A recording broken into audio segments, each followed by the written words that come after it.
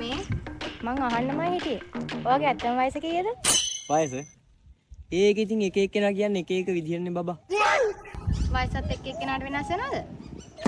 ඔව්. අපේ අම්මා නම් කියන්නේ ඉතින් මං 2000න් පස්සේ කියලා. තාත්තා නම් කියන්නේ ඉතින් මං 30000න් පස්සේ ආපු කර්මයක් කියලා. අපේ ආච්චි නම් ඉතින් මැරෙනකම්ම කිව්වේ මං තාම චූටි කියලා. එතකොට ගර්ල්ෆ්‍රෙන්ඩ් මොකද කිව්වේ? එයා නම් කිව්වේ මේ ගර්ල්ෆ්‍රෙන්ඩ්. තමුසෙට තව ගර්ල්ෆ්‍රෙන්ඩ් කෙනෙක් ඉන්නවා එහෙනම්? නෑ නෑ මම මේ කිව්වේ මේ අර මගේ යාළුවෙක් ඉන්නවා ගර්ල් කෙනෙක්. එයාගෙන. ඔව්.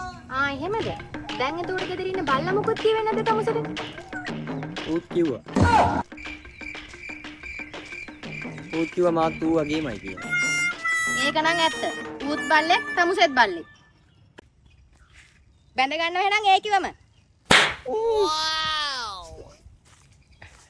ඇයි බං කෙල්ලොන්ට මෙච්චර මල පයින්නේ? මං ඇත්තනේ කිව්වේ.